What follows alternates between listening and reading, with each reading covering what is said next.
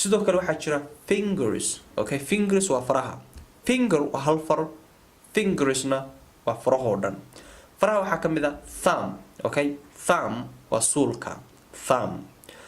sidoo kale waxaa jira forearm. Forearm waa xarjinta sida caadiga waxaan tegaynay dhexda waxaan leenahay waa present, waa xilligan hadda joogno. Past waa wixii aynu soo dhaafnay, meesha future-na ay tahay waxa ina ku soo maqan aynan weli gaarin. Kadibna su'aashan isweydiinana waxay tahay where the simple past perfect goes on the line. Line-ka ama xarjinta halkee ayuu ka galaa ama waqtiga. Waa past perfect marka. tusaale kale, he stayed up all night. habeenkii oo dhan wuu soo jeeday. waa ficil dhacay. laakiin maxaa ka soo horeeyay? Because he had received bad news. لأنه waxaa loo soo sheegay war xun baa loo soo sheegay. They had not shifted to new house. iyagu guri cusub ma aysan guurin before this year, sanadkan ka hor. watahay haddii fiirino qaybta exercise-ka.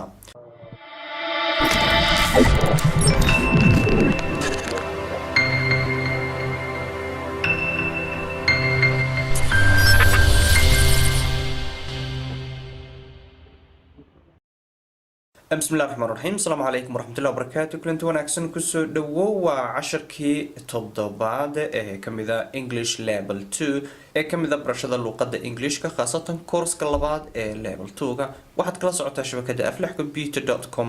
إن شاء الله عشر كانوا وحين استعمال دونا موضوع عما قضبك human body parties وسيدين استعمال جرني عاديا وحويا عشر كستا إنينو صارنو حوغة صارنو هل قضب ama hal mawduuc kadibna qodobka inuu xooga saarna inuu qaadana inuu barano vocabulary ama ereyada ku saabsan oo dhan kadibna inuu qaybihii grammarka markaa u gudubno.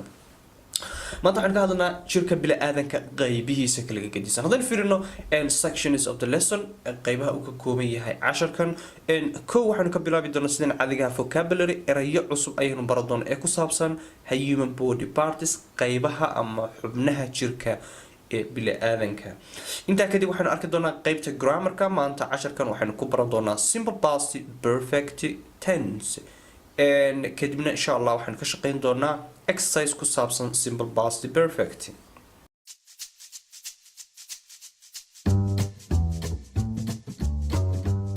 waa tahay haddaynu ka bilowno qaybta human body parts.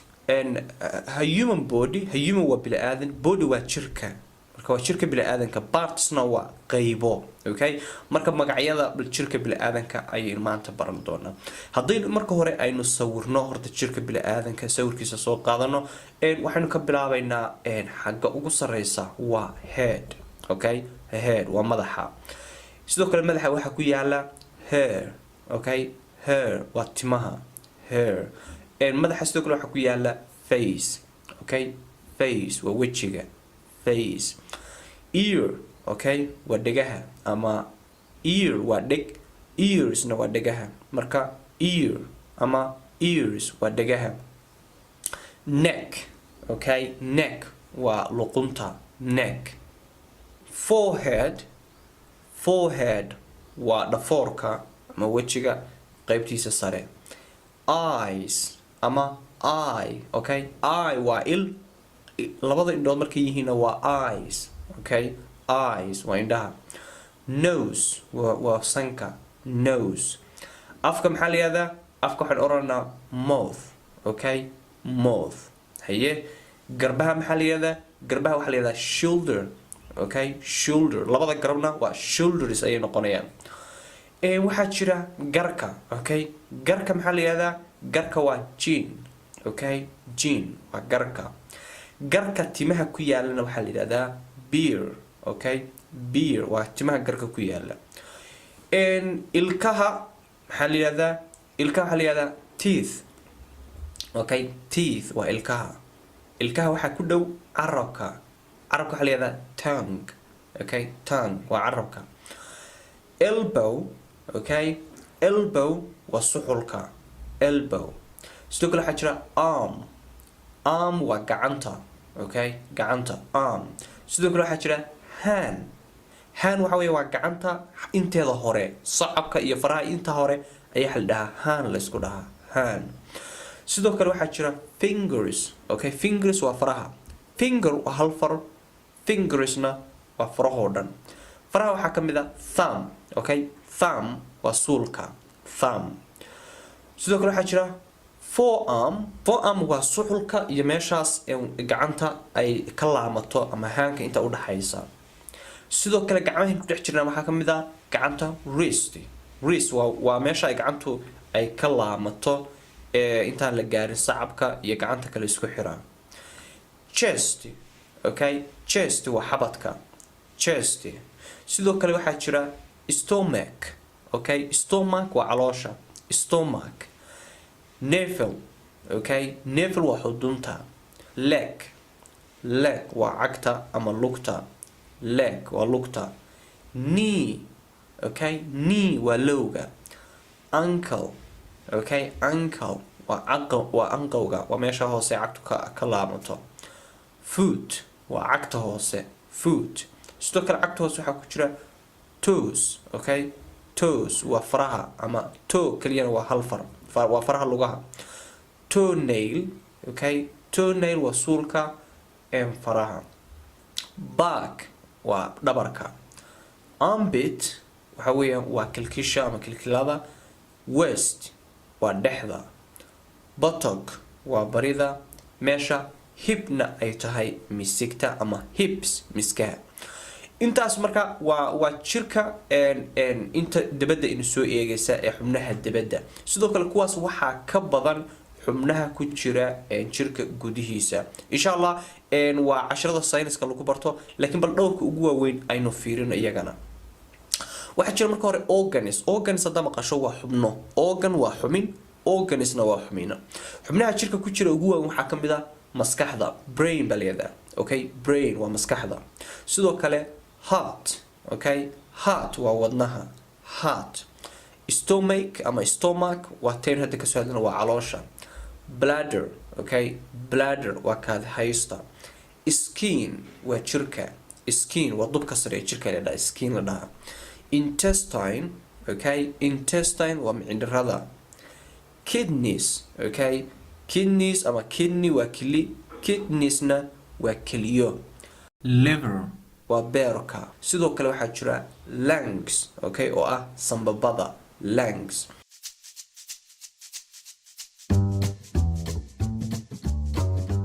qaybaha grammarka waxaynu maanta baran doonaa, casharkan waxaynu ku baran doonaa simple past perfect tense oo waxaynu ku guda jirnay verb tense-ga ama 12ka tense ee Englishka.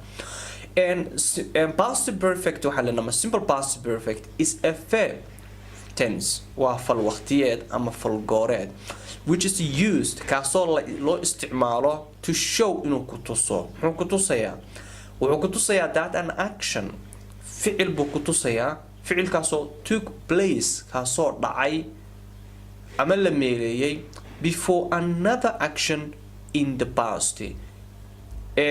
ficil dhacay ficil kale oo isna pastiga saynu soo aragnay waxa weeyaan wuxuu ahaa wixii la soo dhaafay. okay, qeexitaanka saynu u fahano aynu ka bilowno sidaan caadiga ahay timeline-ka xariijinteeni fal waqtiyeedka.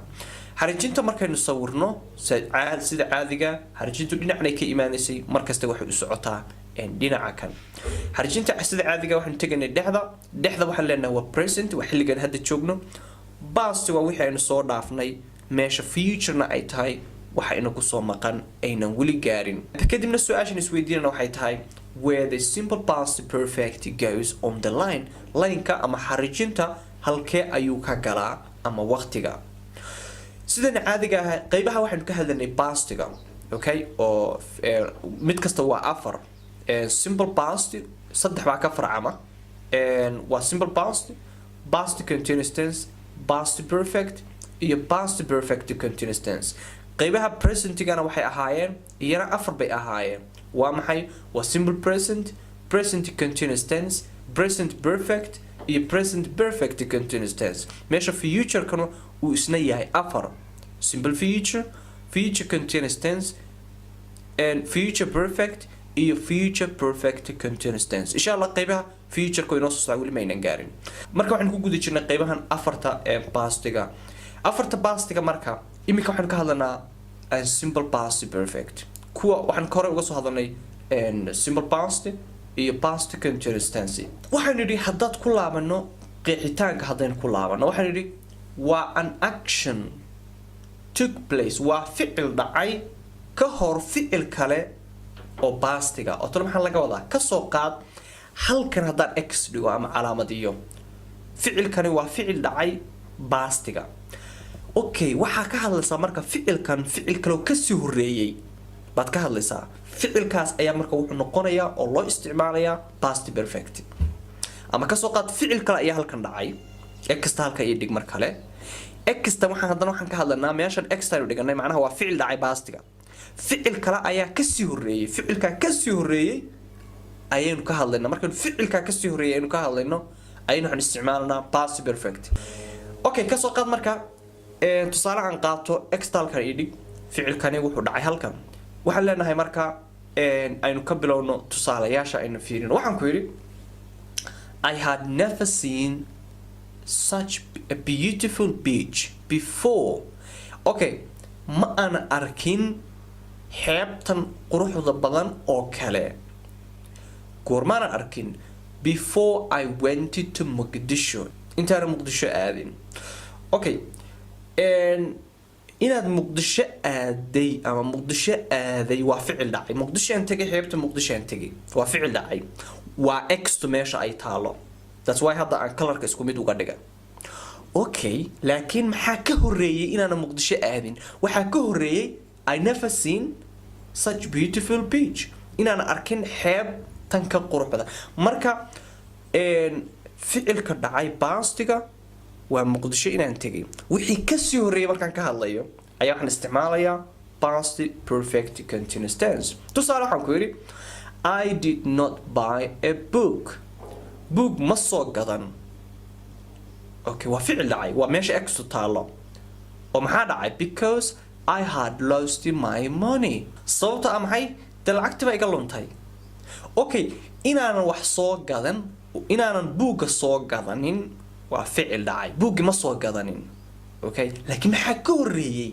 waxaa ka horeeyay in lacagtu iga luntay then I had lost my money waa past perfect marka tusaale kale she only understood the movie muuqaalka way fahantay ama filimka way fahantay waa ficil dhacay because she had read the book لأنه waxay horay u akhrisay so inay filimka fahantay iyo inay buugga akhrisay kee horeeyay macnaha inay filimkay fahantay she only understood the movie filimka way fahantay waa ficil dhacay laakiin maxaa ka sii horeeyay because she had read the book buugga ayay soo akhrisay keeba marka past perfect marka waa ficilka sii horeeyay weeyaan okay waa inay buugga akhrisay waa past perfect marka tusaale kale he stayed up all night habeenkii oo dhan wuu soo jeeday waa ficil dhacay laakiin maxaa ka sii horeeyay because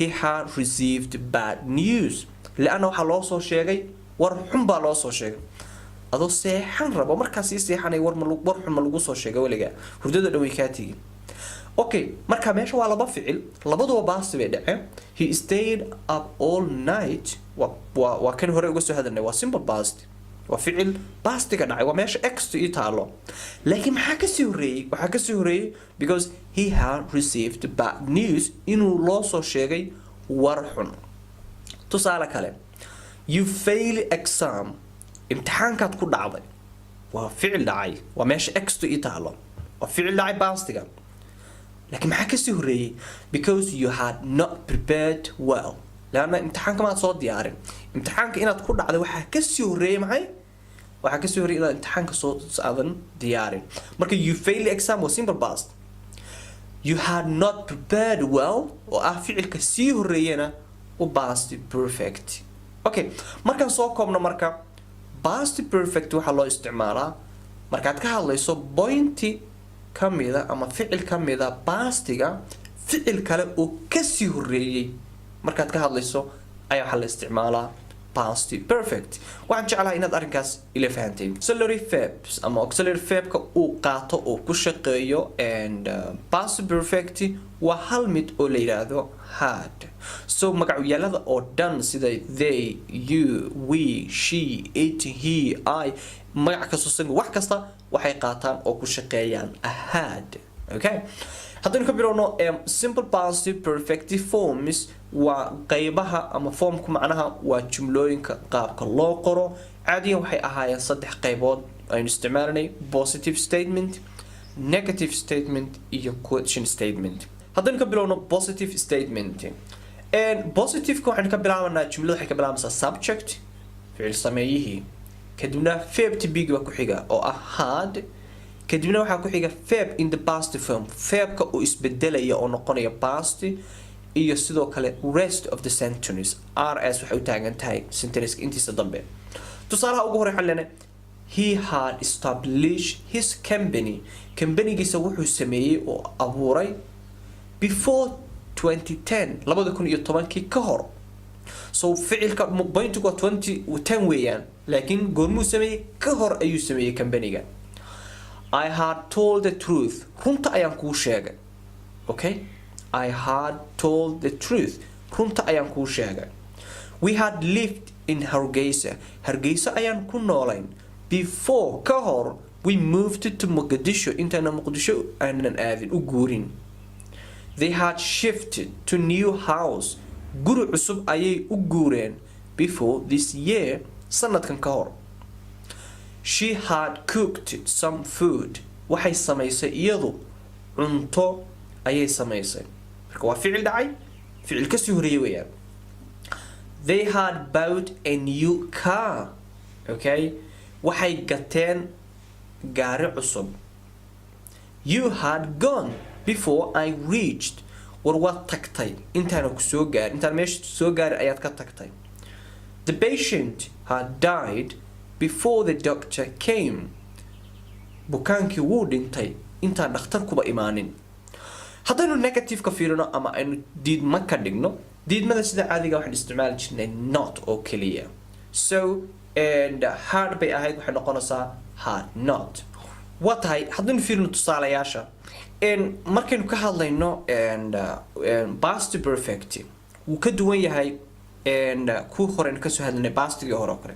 oo pastigii hore kale verbku wuxuu isbedeli jiray kaliya positive markii la joogo laakiin markaan ka hadlano past perfect verbku kulli past form buu noqonaya haddaad joogto negative-ka haddaad joogto question-ka iyo haddaad joogto positive-ka taan inaad fahanto waa muhiim okay jumlooyinka hore umaynu didma ka dhiganaa he had established by ahayd he had not established his company before 2010 isagu company-giisa ma uusan samaynin ka hor 2010 I had not told the truth kuma aan sheegin runta kuma aan sheegin we had not lived in Hargeysa kuma aanan noolayn before we moved to Mogadishu intaanan xamar u guurin they had not shifted to new house iyagu guri cusub ma aysan guurin before this year sanadkan ka hor she had not cooked some food iyadu ma aysan samayn cunto they had not bought a new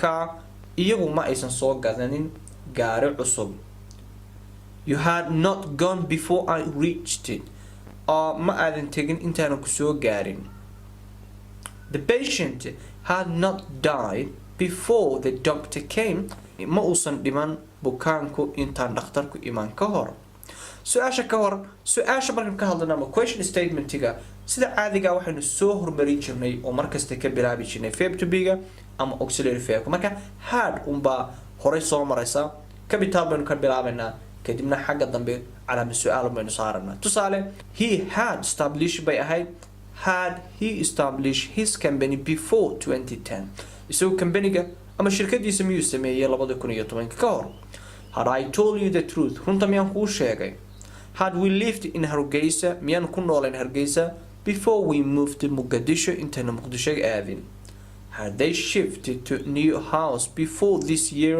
iyagu miyay u guureen guri cusub sanadkan ka hor had she cooked some food iyadu cunto miyay samaysay had they bought a new car iyagu miyay gateen gaaro cusub had you gone before I reached miyaa tagtay intaana ku soo gaarin had the patient died before the doctor came bukaanku miyuu dhintay intaan uusan dhakhtar ku iman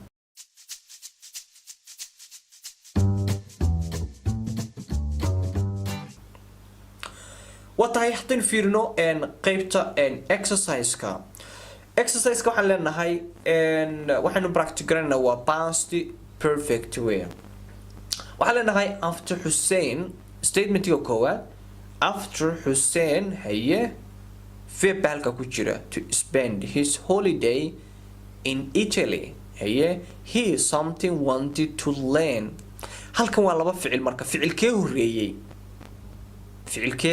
ayaa horeeyay after Hussein had spent or spend past-iyadu waa spent ay noqonaysaa isagu waqtigiisa wuxuu ku qaatay holiday-ga fasaxiisa wuxuu ku qaatay Italy haye he wanted to learn Italian okay laana muxuu ugu qaatay wuxuu doonay inuu barto maxay Italianka luuqada Italian marka labada ficilkee horeeyay inuu holiday-ga horta qaatay ayaa horeeyay okay waxaan ku yiri Ali something to phone dad at work before he leave for his trip halkana labada ficilkee horeeyay waxa horeeyay before baba ku jirta ku tusasaba marka waxa horeeyay Ali wuxuu wacay aabihii oo shaqada jooga intuusan tagin ka hor marka waxay noqonaysaa Ali had phoned okay dad abi ayuu wacay at work shaqada before ka hor he left leave maxay noqonaysaa left waa simple past iyadu okay Asha waxay daartay turn on the radio raadiyaha ay daartay after haye kadib she something washed the dishes markay weelka dhaqday kadib soo labada ficil ka horeeyay iyana after ayaa ku tusaya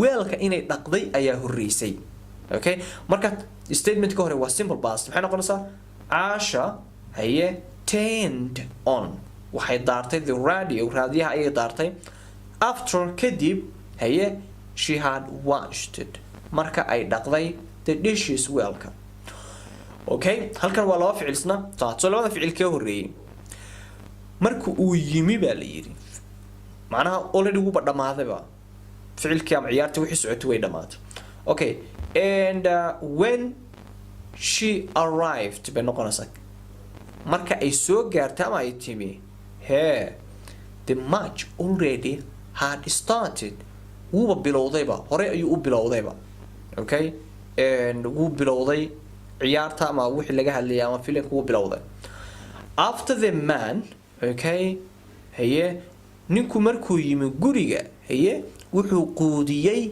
bisad salwada ficilka horeeyay inuu guriga yimi iyo inuu bisad quudiyay inuu guriga yimi horeysay after the man had came markuu guriga yimi he feed bas together waa fed the cat bisada ayuu cunto siiyay ama wax siiyay haye she something to watch video after children haye go to bed videoga ayay daawatay kadib markii caruurtu ay seexdeen sariirta aadeen marka goorma videoga daawatay caruurta markay seexdeen kadib marka caruurta horeysay marka waxay noqonaysaa she watched a video ay ama muuqaalkii daawatay after the children had gone to bed markay ay caruurtu seexdeen after Ahmed haye to make breakfast he okay halkan waa laba ficil kii horeeyay marka Ahmed quraacda ayuu sameeyay kadibna wuxuu wacay macnaha quraacda markuu sameeyay kadib ayuu wuxuu wacay saaxiibadii ama saaxiibkii wacay marka wicitaanka inuu quraacda sameeyay kii horeeyay inuu quraacda sameeyay so after Ahmed had make past together were made breakfast markuu quraacda sameeyay he phoned to his friend wuxuu wacay saaxiibkii okay labada u dambeeyna adaan ku dhaafayaa ka shaqeyn insha Allah casharkana intaas ayaan ku soo gabagabeynayaa intaadan u gudbin casharka ku xiga waa macallin dillo kale assalamu alaykum warahmatullahi wabarakatuh nabadgelyo